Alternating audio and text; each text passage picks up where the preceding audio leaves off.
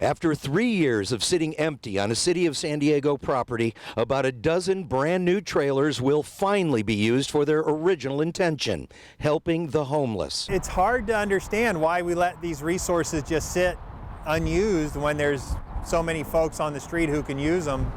I don't know, I can't get in the mind of the mayor and what he's thinking, why he's moving so slow, but better late than never. No one can really figure out why the City of San Diego has waited so long to use this land and these trailers to help people get off the street.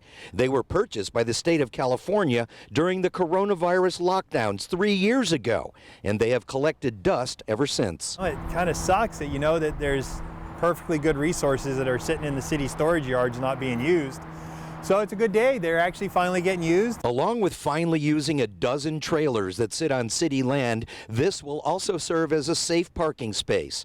While there are hundreds of people living in their cars right now, this place will provide safe parking for no more than 15. Unfortunately, it's only 15 spaces, and we probably need more like 300 spaces, at least 400 maybe. For those people lucky enough to move into one of these trailers or snag one of these parking spots, it could lead to a better life.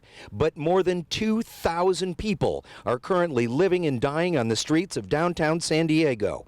Approaching this crisis a dozen people at a time is going to be a long process. There needs to be a plan where they're moving a lot of this different stuff forward at one time.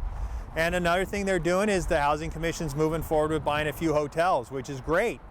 It's awesome. We just need to do a lot more of these things if we want to see fewer people on the street. You know, everyone who follows the homeless issues here in San Diego realizes how complicated it is to get people off the street. But there are some things that are extremely simple, like using the tools you have available, like these trailers. If these trailers would have been opened up 3 years ago, when we first got them during the coronavirus, we could have helped hundreds and hundreds of people by now. Instead, since we waited 3 years, we will begin fresh starting next week.